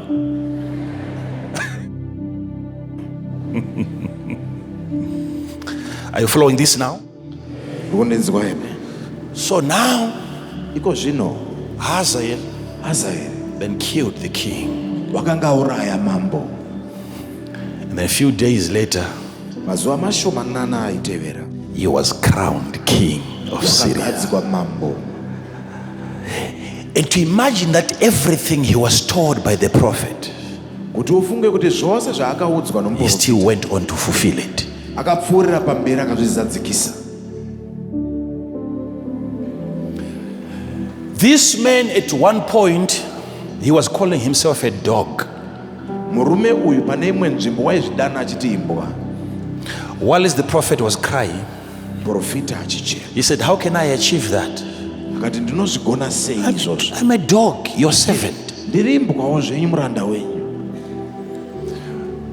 Which means that day when the prophet prophesied, Zvichireva kuti musi iwoyo he did not pakaprofitwa naprofita get a yes from the receiver of that prophecy. haana kugona kuwana hongu kubva kumugamuchiri wechiprofita. Most of you are at that level.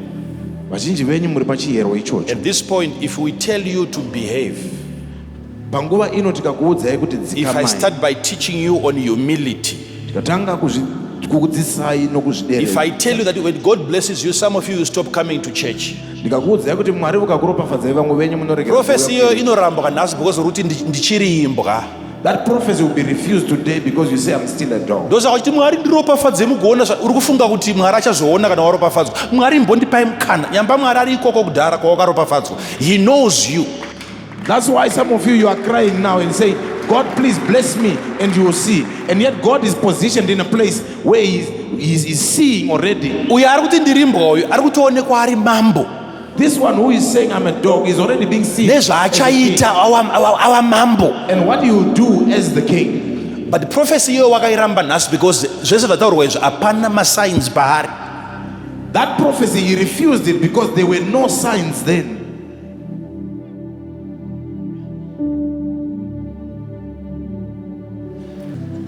Do you know how to inquire from the prophet? Unoziva here kubvunza muprofita.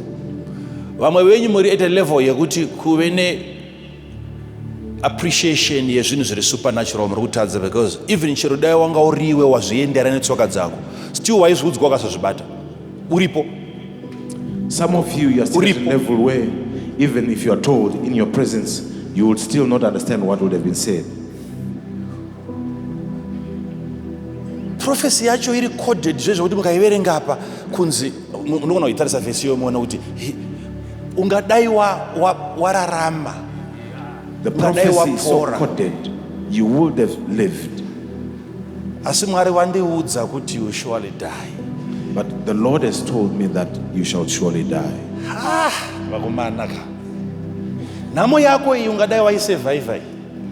You would have lived your poverty. You would have Nyama survived wako uyu your poverty. ungadai wabvisika uyu. This curse could have been broken. But pane imwe problem yausiri kuona kuti ndo problem. But there's a problem that you're not realizing it's a problem. Iyo munose ngaaverenge 1 to That go. one they read. And Elisha said unto him, Go say unto him, Thou mayest certainly recover. Howbeit the Lord hath shown me that he shall surely. Thou mayest.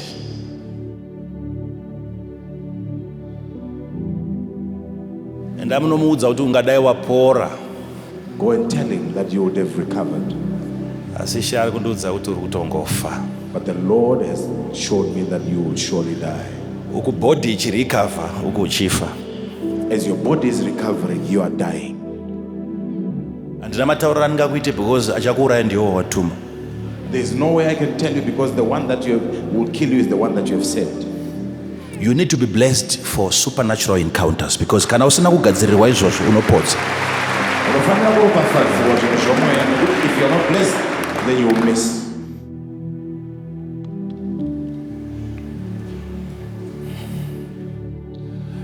Now, what is the bigger problem there? Vana Hazael vakawanda even in my churches. The Hazaels are many even in churches. Look at this picture. Hazael has access into the bedroom. Hazael waitenderwa kupinda mekurarama. And then he is asked by the king in the presence of other generals. What did the prophet say? And Hazael said, the prophet said you are going to recover. And yet the following day in the morning the king was dead. What are all these people going to think about the Israeli prophet? They will stop believing. They will begin to doubt the accuracy of the prophetic ministry upon Elisha. Kuti ma fake prophets ekwa Israel. And they say these are fake prophets in Israel. Kwakaenda mangamera 40 camels were driven there. Afarira macharons biscuits aya nobva kunyepera mambo kuti uchararama. When he was excited by those biscuits, he told the king that you will live. Mambo wakafa mangwana acho. And the king died the next day. Urikona, be very careful panonzi muprofita ndewenema. Ngwarira when they say the prophet is fake. I don't know kababata ipapa kuti because pakadzika zvisingaiti. Vese vanga varipo havana kuzobelieve futi in Elisha. All those that were there never believed in Elisha again. Yet prophecy yake, and yet his prophecy was true. But uyu yana kuunza prophecy yese kumusha. But this one didn't bring the whole prophecy home. Vakaviga Ben-Hadad vakati tamuviga nokuti warwara. Those that buried Ben-Hadad, they said they buried him because he felt sick. Usambofa wakaita mutendano yakumba kwako kuzokudza kuti ndakaenda ku 1-on-1 ndikaonana prophet wakanipa prophecy yakati prophecy haina kuzadziswa. Wanga usipo iwe. Never have a prophet who comes and tells you I had a 1-on-1 with the prophet. Iwe wanga usipo iwe. Always remind yourself that you Hazael kana adzoka. When they unokutorera teaspoon mudhiramu rechiprofita ndora anokupa. They will take a teaspoon from the prophetic drum. That's the one that they will chew. Are you sure this is everything the prophet told you?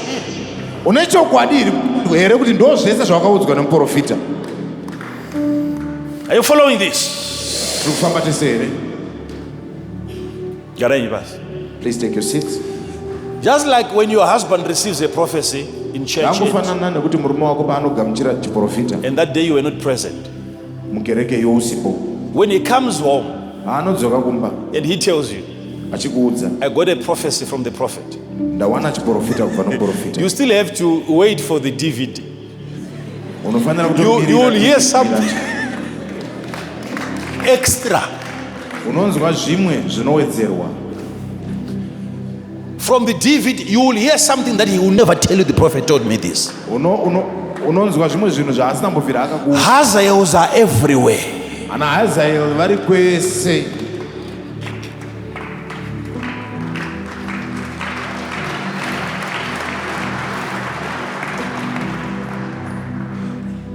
Prophet told me Profita akandiudza that I will build my house in 4 months. ndichavaka imba yangu mwedzi mina. And it's 4 months after now, I haven't yet started building my house. Mwedzi mina yatopfuura ndisati ndatanga kuvaka Is imba. that all that the prophet told you? Ndo zvese here zvawakaudzwa Is that all that the prophet told you? Ndo zvese here Is zvawakaudzwa. that everything that the prophet told you? Izvo zvese here zvawakaudzwa nomuprofita.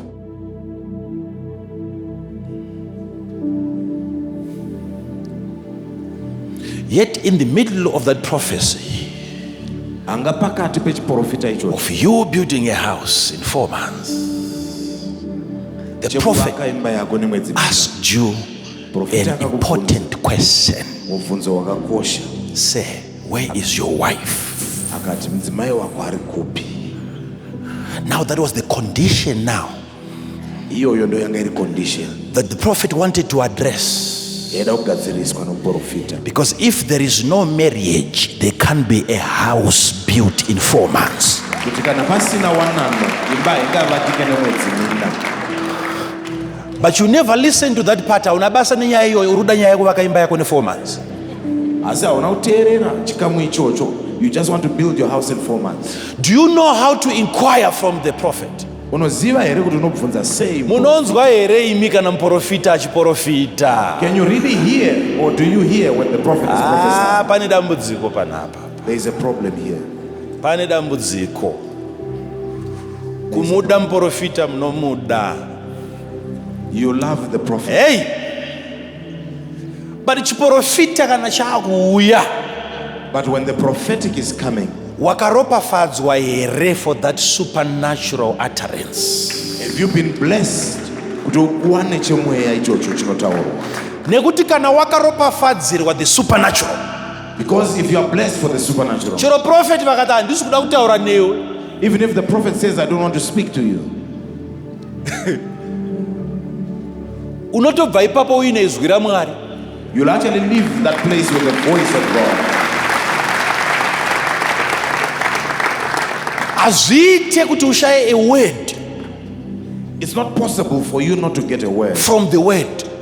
Kubva kuizwi. When you meet with Jesus, Haunosongana na Jesu. you can't go home without a word when you have met the word. Haungadzokere kumba usina izwi wasangana nezwi. Jesus is the word. Jesu ndiye izwi. So you can't say I haven't received a word from the word. Haungagone kuti handina kugamuchira izwi. Because by receiving Jesus, who is the word, you have received the word. Nokuti nokugamuchira Jesu anova izwi wagamuchira izwi.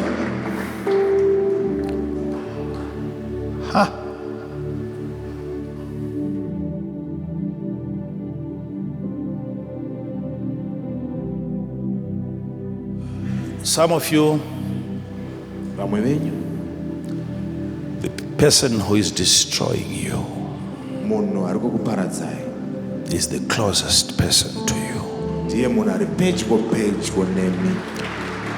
The first person Munhu wokutanga you call waunofonera and you explain your problem womutsanangurira dambudziko rako is behind that problem. ndiye ari kuseri kwedambudziko iroro.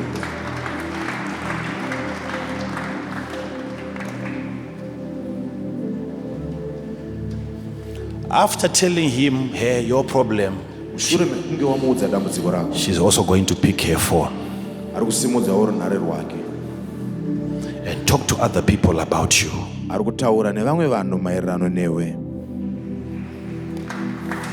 You have a bigger problem, Mune dambudziko guru bigger than a disease you have in your body. kupfuura chirwere chamuinacho mumuviri. Your friend Hazael. Shamwari yenyu Hazael. If that man stands between you and the prophetic, you'll have a problem. Kana murume iye akamira pakati pako nechiprofita, mune dambudziko.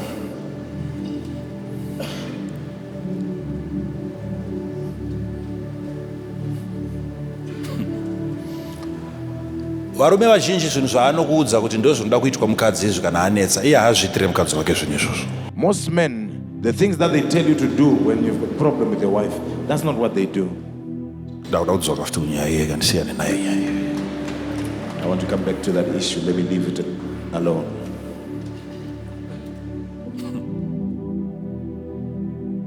So when the hand of a man of God comes upon you, Kana ruoko rwemunhu waMwari rukauya pamusoro pako, It is not an ordinary hand. harizungori ruoko rwakadaro. There is something from that hand that comes on you. Pane chimwe chinhu chinobva kuruoko irworwo. And from that place, Kubva panzvimbo iyoyo, walking away the way Saul walked away from Samuel. uchibva semabviro akaitwa naSauro achibva kuna Samuel. The Bible says, and he was turned or changed into another man. Shoko raMwari rinoti wakashandurwa kuva mumwe munhu. Some men of God have the grace Vamwe vanhu vaMwari vanadzo nyasha to give you a new identity. kukupa zita idzva. If your name can be changed from Jacob to Israel, Kana zita rako richigona kushandurwa kubva kuna Jakobho kuenda kuna Israeri, then everything else about you can be changed. zvimwe zvako zvose zvinogona kushandurwa.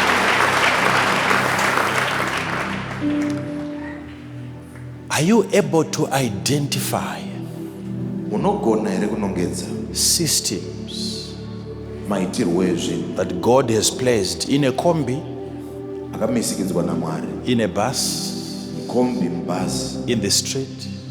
munzira? You will come across a system, Uchasangana nemaitirwo ezvinhu, but you can't grab it asi hamungagone kuabata unless you know this is the system. kunze kwekunge matoziva kuti ndo maitirwo ezvinhu. Systems that can change your name. Maitirwo ezvinhu anogona kushandura zita rako. Who is that system? Ndianiko maitirwo ezvinhu iwayo? Not what. Who Kwete kuti chii. is that system? Ndiani maitirwo ezvinhu iwayo? When you have found such a system, Kana wawana maitirwo ezvinhu akadaro,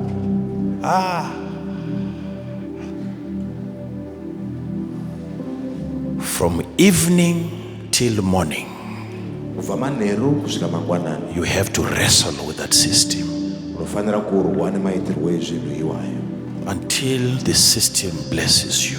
kusvikira maitirwo ezvinhu iwayo akuropafadza. Takakudzidzisai kuti maEgyptians vakauya kuna Joseph I want to teach you that the Egyptians came to Joseph. vakati, why shall we die in your presence? Kuti tinofireiko muuvepo wako? Kufa hatirambe, but tinofirei iwe uripo. Tanga wabva iwe, but as long as uripo tinofirei. They knew how to wrestle Dying we with may the system. die, but why should we die in your presence?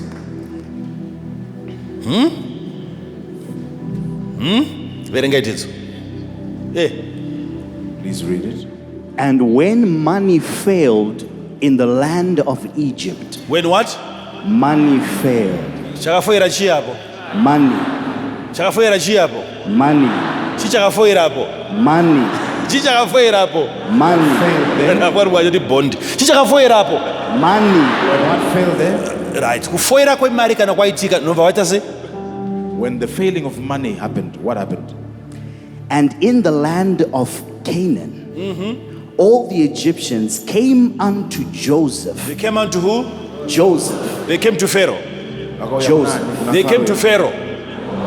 They came to Pharaoh. They came to who? Joseph. For what? And said, They said to Joseph, give us bread. For why should we die in thy presence? For the money faileth.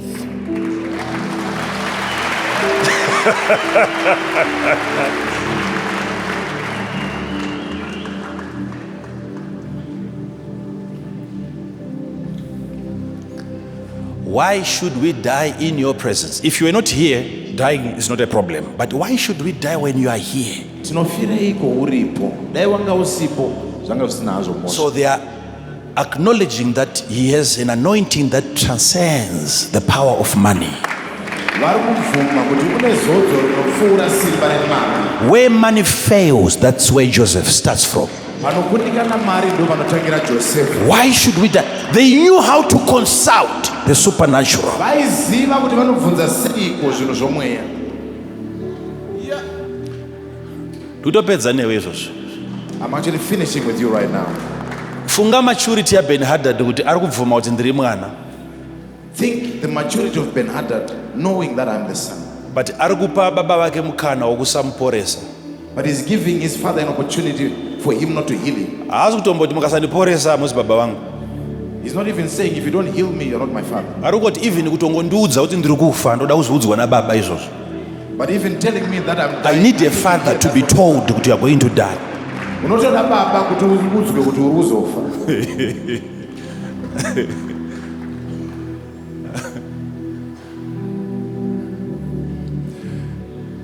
Iye munhu ari padhuze newo izvozvizvi ndiri kutobhetela kuti ndosvitsa seko shoko kwaari. Iye ari pano. That person that is next to you, I'm actually battling in terms of how I can deliver the word, my word. Yet they are here.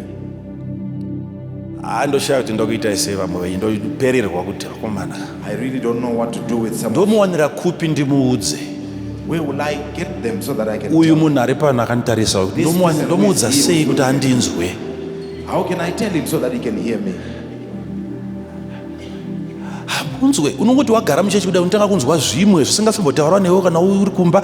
Kanda kutaura inini unotanga kunzwa zvimwe zvimaidhiya nezvimwe zvipfungwa wakutodzokera kumba kwawabva kweuchimhanya imbondipa mukana teererawo kana ndichitaura.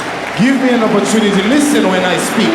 Why is it some ideas crop up when I just start speaking? I gave you this example over and over again. Ndakupa mfananidzo ikawanda. Prophesying to a young girl ku youth service. Kuprofita kune mwanasikana ku youth service. Ndobva ndakaudza kamusikana aka nechirungu. I told this young girl in English, Uri kurepo kanhasi iwewe. you are going to be raped today. Madetails ese ndakamutaurira. And I gave her all the details. Katenda kuti uchibva panapa uchaenda kumba kwomukomana wako. Leaving this place, you are going to go to your boyfriend's place. Akatanga uchema kakadi. She started crying. Ndikadedza pastor uyai. And I called the pastor there and I said, come. Ndoda kuti mumudze neshona. I want you to tell her in vernacular. Ndichitaura nechirungu ava vaimudza neshona. Zvikanzi hanzi uri kubatwa nhasi. In English, he was telling her in Shona. Neboyfriend yako zvanzi naprofeti uchaenda kumba nhasi manheru. The prophet said, you are going home. Achakumbunyikidza. Ari kuudzwa kunzi nhasi Sunday. She was being told that today, Sunday, he's going to force you. Saka regedza kuenda, every prophecy was given to her. So don't go. The whole prophecy, prophet chese chakapuwa kwari. Ndapedza kuprofita ipapo. After we finished Ndikati prophecy, ndakaudza pastor and I told the pastor nechirungu. in English, Ndikati still she's going there tonight. ndikamuudza kuti iye ari kutokuenda. I've told her not to go, Ndamuudza kuti asaende, but she will go. asari kuenda. So pastor, tell her what I'm telling you. Saka mufundisi vaudzei zvandiri Zvikanzi napastor, prophet vari kundiudza kuti hanzi uchaenda chete nhasi. And the pastor said, the prophet is telling me that you are still going to go today. Akarambira pastor wakati pana prophet watonditaurira nechi hazviti. And she refused. And she said, once the prophet has said it, I'm not going to do it. The following day, Monday, Zuva raiteera, kafonderwa kune musikana ari kunetsa kuoffice ari kuchema. I was told that there's a girl who is giving troubles at the office. Aita sei anoda kuzondoripota ndakabatwa nomukomana nezuva. She wanted to know if she was supposed to report she had been raped by the boyfriend. But mukomana yakatondiudza during the act kuti ane chirwere. And the boyfriend actually told me in the midst of the act that he's sick. Ndakaedza nepandinogona but wakaloka madoors. I tried, but he locked the doors. Akuda kutojustify kuti why ndisina kuzotiza because door ranga rakalokwa uri kumba kwakwe. She actually wanted to justify Ndozondivhiringidza futi neni wacho. when the dogs locked at your house. Ndochitsotsi ndo language dzenyu dzamunoita matizira kuti achiprofita iwayai. She wanted to confuse me, the prophet. That's your language. That's why. Hakuna muprofita akapusa. Ingogara ndakutopedza. Ingogara wakazviziva. Ukaona munhu anzi prophet. Once you see that a person is now called, Iwe kana uri mwana. if you are a child, Ibva wagara wakatoziva kuti wakatobhitwa pabrain azviite kuti ufunge kupfuura muprofita. already know that you are defeated mind-wise. There is never a way that you're going to defeat the prophet. Ndinzwei. Hear me. Ukada kundivhara If you want to deceive me, uya tiweke maths. come, let's work maths. Yes. Kwete zvinhu zvelife. Not life issues. Ukatanga kufunga kuti wangwara kundipfuura. The day that you think you're not smarter than me, Ndodhera watanga kupusa iroro. that's the day that you Hazviiti. It's impossible. Mwari vanotongondipaka extra brain pamusoro pedzako. God will actually give me. Uchingotanga kunyepa, nendatozvibata kuti wakutonyepa. The moment you start, I will know that this Ndokupa one, 2 hours dzekundinyepera. and I will give you 2 hours of lying to me. Iwe funga kuti ndavharika hazviti, handivharwe nezera I've rako. been deceived. I can never be Munhu deceived. anotandara naMwari havharike newe, hazviite izvozvo. The one who spends time Hazviti. with the Lord can never be deceived. Hazviti. Uri kundinzwa here? Are you hearing me? So when that day finally comes, Musi iwoyo paunozouya, paunobatwa ruoko when your hand is held neruoko rwaMwari. by the hand of God. That day, Musi iwoyo. that day, Musi that iwoyo. day. Vakomana. Vamwe vakugona kukomborera, handataura kuti pakutonzi mwakabata kanobata simbi kudai so iwe chiregedza unobata vakutoti nemamicrophone musabate. Some are actually saying, don't touch where another Because person ane is chirwere touching. akanobata padhoyo iwe ukauya wakabatawo padhoyo iye ambobata dhoyo aenda amene kwaenda atoenda but dho rato rake rane hunhu hwake rane urwere hwake But the iwe door now unobatwa carries nemunhu waMwari. the person's character, and you are held by the man of God. Ukabatwa nemunhu waMwari ukaenda ukanobata bhizinesi rako rabatwa naMwari. When you are held by the man of God and you go to touch your business, then your business is already moving. Uri kundinzwa here? Are you hearing me? Unoziva here kuti unogona kupiwa nyasha naMwari Do you know that you may be given grace by God, zvekuti unotakura umwari, that you carry zvekuti godliness, chero ukasada kuconsider the beauty, such that if you don't consider the beauty, kuti unoti here handina kunyatsonaka here pagirazi ndikazvitarisa pana angandide here, iyo imwe nyaya iyi. Do you know kuti umwari hukadzama pamunhu, do you know that God, if godliness increases on a person, umwari ukadzama, umwari ukawanikwa chero mudombo, if godliness is found in a stone, mugranite mukanzi mapinda umwari, vanhu vanourayirana granite stone. people will kill each other for that granite stone. Saka zvokuti ufunga kuti handina kunyatsonaka ndosaka ndisiri kudiwa inyaya yekuti hauna umwari mauri. Ndati mudombo mukapinda Mwari, munhu anotakura dombo kuenda naro kumba. If godliness enters a stone, people will carry that stone home, or they will fight for it. So never think that you're not looking beautiful doesn't make you get married. Haisi nyaya iyo.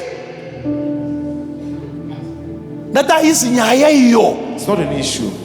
Ndakavaudza vasikana nevakomana veyouth, I told these boys and girls, these youth, nyaya yemwe musikana tiri kumusha the story about this other girl. akasuduka at our village. akatanga kuparidza. She started ministering. Hakuna mukomana akambenga akamupfimba, There was no boy who had actually, hakuna anga aine shungu naye. nobody was interested in her. Vaita zvipoka vakomana nevasikana vachisasana nyaya dzichitaurwa, but iye ainge ari ega, hakuna aimuda. They would form groups, boys and girls talking to each other, but that one would remain alone. But nobody wanted One to kill day, her. It was just one day. mushumiri aifanira kushumira anonoka kuuya aitama machallenges. One was supposed to preach, had delayed coming. Zvikanzi regai tipe kamusikana akamukana, And they said, let us give this girl an opportunity. kana kapedza kutambisa mukana tozoisa ari serious agoparidza. After she's finished playing with the opportunity, we place somebody who is serious. Ndobvakasumuka And she stood up. ndokumira nezvigunwe zvokutsoka izvo. And she stood with the toes. Ama iwe bvudzi rakafamba tikamerera makapisa, The atmosphere became tense. hakuna dhimoni rakasara, No demon. vanhu vachibowa iye haana kumira, She never stopped. wairuka nyaya yake achienda minana ichiitika. She preached. For the first time we had never seen such power. Kekutanga takasata mbona simba rakadaro. From that day, Kubva musi iwoyo. problem yake vanga vakomana wese aida Mwari anga akuda musikana yeye.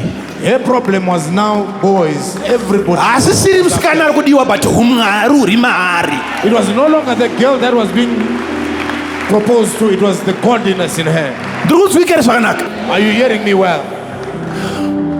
I'm going to be ashamed of you Ndinganyadziswa if newe. money is all that you are going to have in life.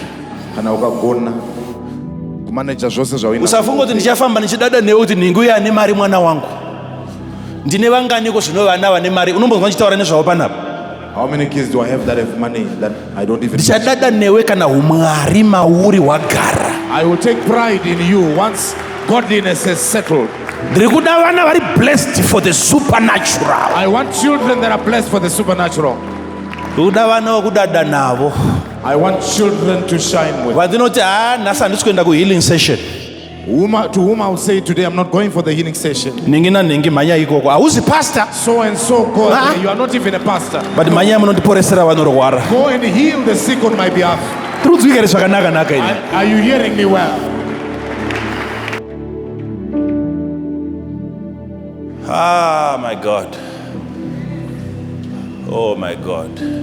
Yes. When Moses touches Joshua, Moses paanobata Joshua, something comes upon Joshua. pane chinowira pana Joshua. The wisdom of God. Uchenjeri wa You Mwari. can't be defeated. Haungakundwe Nema classmates akwayo. by your classmates. You can't have people Haungave nevanhu doing better than you vanokukurira in your area of business. No. mubhisimusi rako. No. You say, I have a hand upon my head.